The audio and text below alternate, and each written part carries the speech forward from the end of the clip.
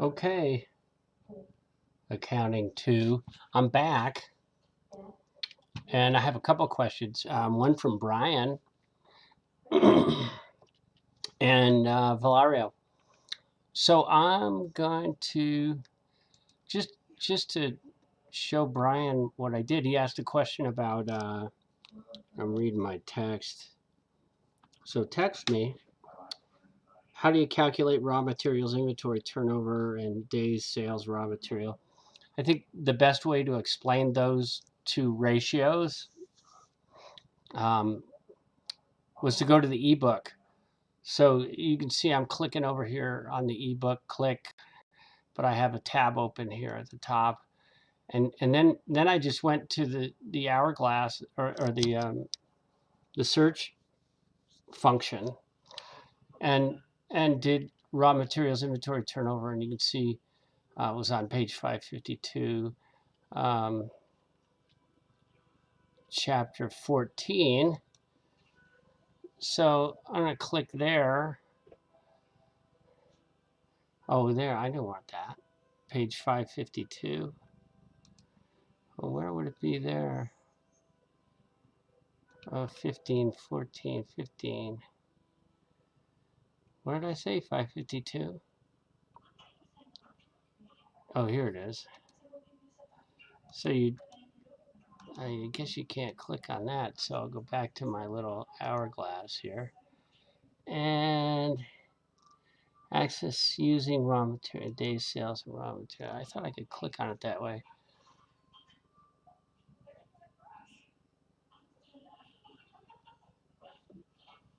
$535. So I'm gonna scroll down, but my damn, oh no, I gotta go this way. 552.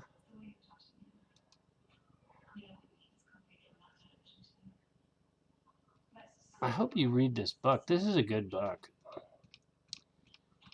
Honest to God. 544.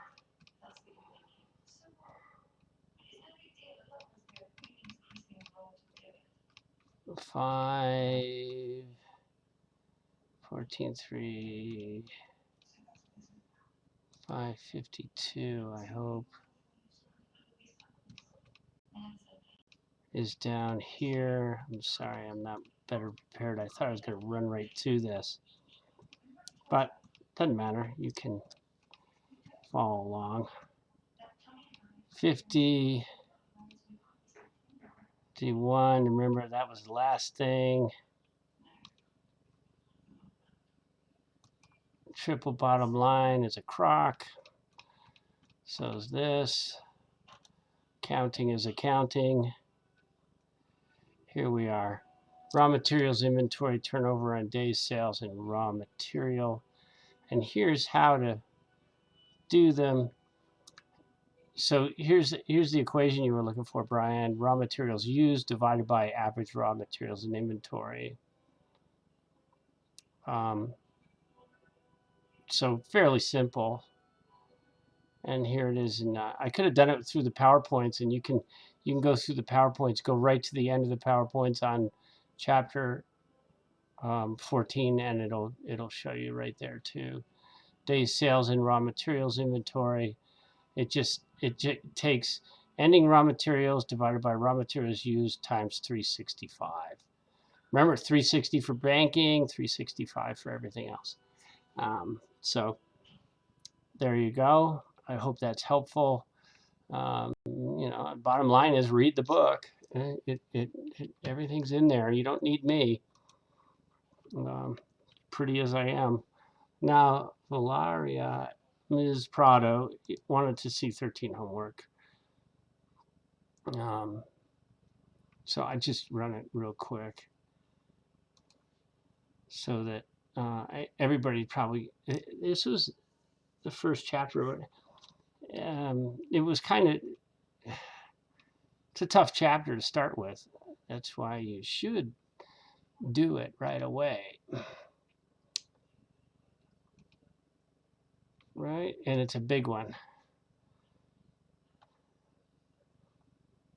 And this one will help you. This is the one really you go back to, and you can use this kind of analysis for your paper if you're slick. Here's numbers 2 to 5. Corbin Company. There's 2. And remember how to do a current ratio, right? And when you start looking at current ratios, you can really see how they've changed as this recession is taking hold. Becomes really important, you know. If you notice that companies have plenty of cash, are in a much better position. That's why, and on a very basic level, capitalists are often vilified or made fun of, not even made fun of, made into monsters because a company like Apple has $70 billion in cash. Well, why do they have $70 billion in cash? So that they can withstand an extended recession, maybe. So if you own a restaurant in town and you don't have a prudent reserve of cash, you're not a good business person. I hate to say that, and I hope, it doesn't pertain to anybody close to you, but nonetheless, I didn't depend on milk being at $20 at 100 weight. I depended on it being at 12, and I kept a cash reserve in case something disastrous happened. That's how good business people do things, and that's how good individuals do things. The problem has been in our country, in particular, is that we've been sold this idea. Here's all the equations for Ryan Company, etc. We've been sold this bill of goods that savings is bad and consumption is good. And that's a bad idea. So in accounting, it's a really bad idea. So the more liabilities you have, the worse the basic accounting equation looks. So what you want to do is have plenty of cash on hand to withstand this type of storm. Because this thing we're in right now has a beginning and an end. And the virus will remain and probably keep killing people, but it doesn't matter. We've all got to go back to work eventually because everybody's got to eat. So here we go, number 8. We've got asset turns, return on total assets. That's a great one. What are Tesla's assets and what are the return on their total assets? That's why we start with this chapter, so that sort of sets you up to begin to do some stock analysis. And believe me, price, earn ratio, PE, dividend yield. I'm looking at that very closely right now on a very personal level. Here's the explanations for Barco. Okay, love this chapter. It's my fave. 6 to 8,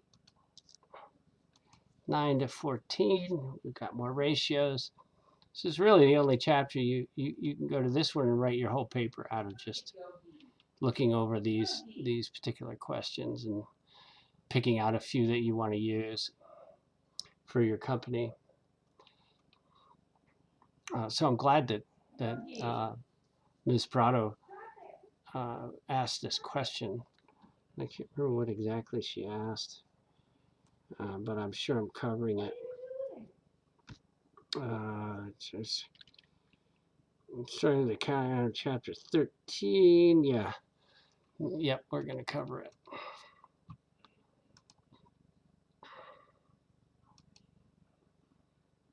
There's those 3 and number 10. Number 11, income from discontinued segment. This is how they got that. Number 12, net income for the year.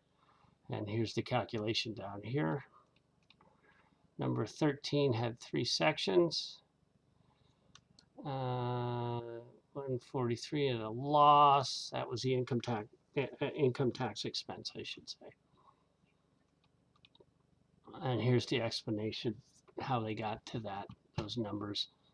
Here's that income tax expense, 0.4 times that, right? Times your total. Okay. And there's 14 after-tax income from another discontinued segment, and there's the calculation.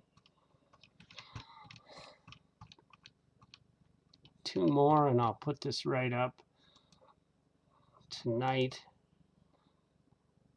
so y'all can check it out. Here's 15. Right, to get this idea of working capital. These are all very important. Current assets, quick assets, current liabilities. Here's the current ratio. Here's your asset test. Working capital. Really important. It'll tell you, how good a company is at managing its assets. Here's the explanation, really quick.